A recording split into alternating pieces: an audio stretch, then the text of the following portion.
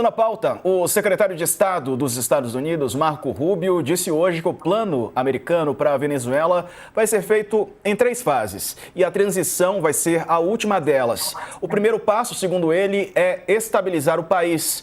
Para o secretário, o bloqueio das exportações de petróleo venezuelano faz parte do período de estabilização. O Rubio diz que usarão o dinheiro do petróleo apreendido da Venezuela para beneficiar os venezuelanos. Ele chamou a segunda fase de recuperação. A etapa consistiria, segundo Rubio, em garantir que empresas dos Estados Unidos e de outros países tenham acesso ao mercado venezuelano de maneira justa, nas palavras dele. O segundo momento também incluiria um processo de reconciliação nacional, para que as forças de oposição possam ser anistiadas e libertadas das prisões ou então trazidas de volta ao país e comecem a reconstituir e reconstruir a sociedade civil. Por fim, ele cita a transição.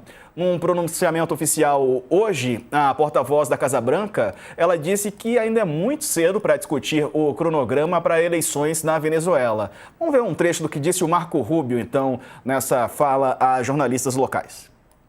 We've gone into great detail with him about the planning. We've described it to him. In fact, it's not just winging it.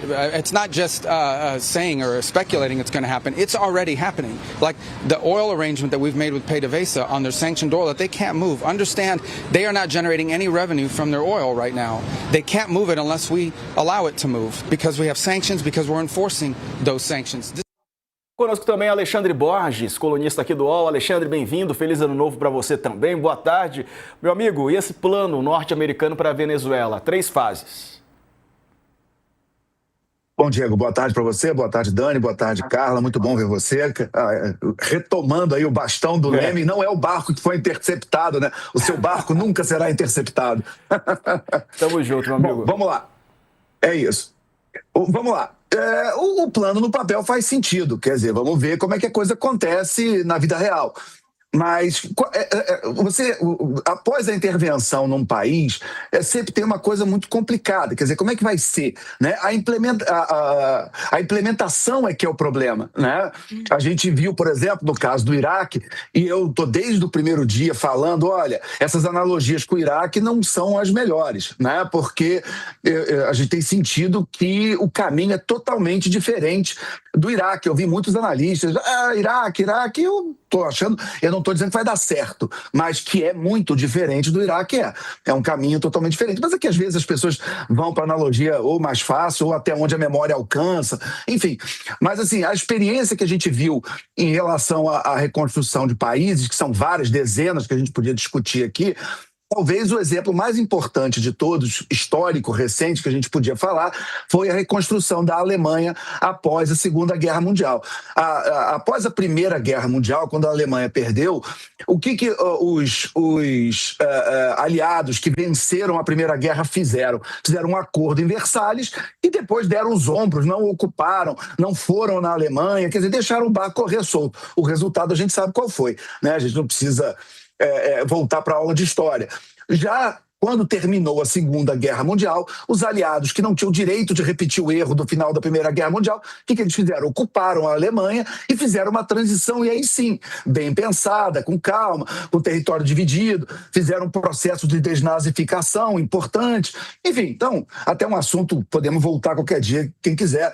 Mas você, após entrar num país, esse processo sendo pensado, sendo feito em fases e, de certa forma, negociado com as lideranças que ficam no país, é um processo que basicamente ressoa com as guerras desde que a humanidade começou.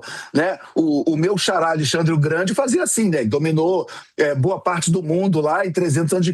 Como é que ele fazia? Ele chegava numa cidade e matava todo mundo? Não, ele fazia acordos e ia dominando. O Império Romano fez isso, o Império Britânico em parte fez isso. Enfim, então, de novo, como vai terminar a gente não sabe. Agora, no papel, você primeiro estabilizar, depois fazer uma transição, fazer uma anistia dos opositores daquela ditadura horrorosa que era do chavismo, botar aquelas e fazer uma transição negociada e ter uma preocupação com a recuperação econômica do país, que é outro ponto importante também, porque a gente fala muito dessa coisa do petróleo. às vezes parece que os Estados Unidos vai pegar o petróleo, as reservas de petróleo da Venezuela, botar no bolso e sair correndo, né? Quer dizer, o recurso natural, ele só embaixo da terra, embaixo d'água, ele não vale nada, ele só vale depois de extrair, depois que você extrai, depois que você beneficia, depois que você vende, depois que você faz comércio.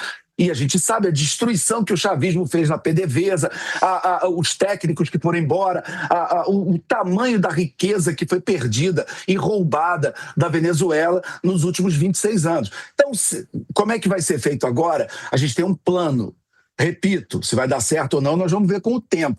Agora, que você tem empresas privadas que são do ramo do petróleo, que vão saber tirar o petróleo das reservas e vender e comercializar, onde, em princípio, todo mundo ganha, né? Ganha o país, ganham essas empresas e ganha o comércio exterior, até porque, e só para terminar, Diego, um ponto importante é o preço do petróleo, o preço do óleo está caindo no mundo. Entendeu? Por que esse preço está caindo?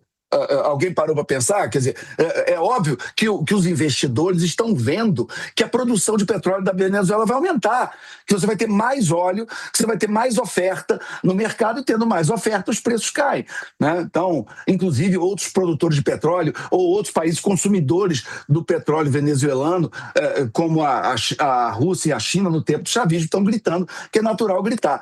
Mas é possível prever um cenário onde muita gente ganhe, inclusive e principalmente o povo venezuelano.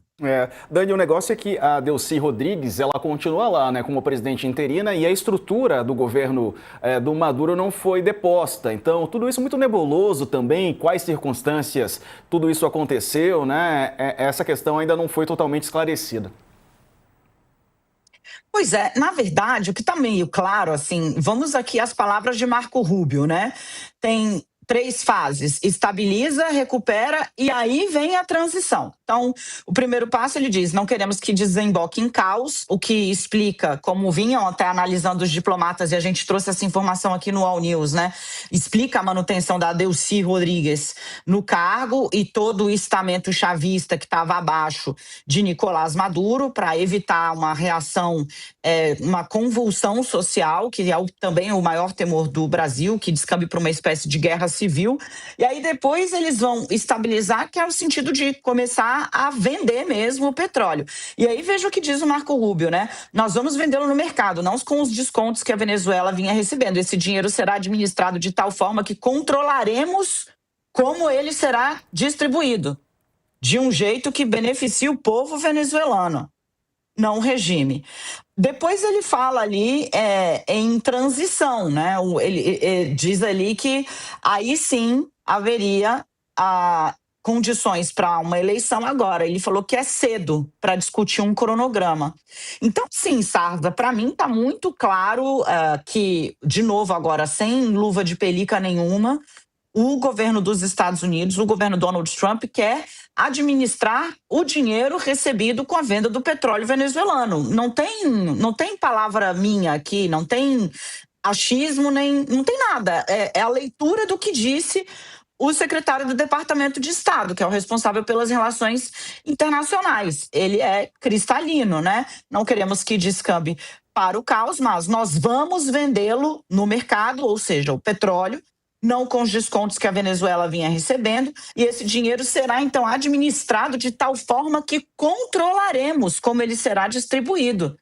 Na verdade, ele está tratando a Delcy Rodrigues, eu não sei se os colegas concordam comigo, como o que a gente chama no jargão de rainha da Inglaterra, né?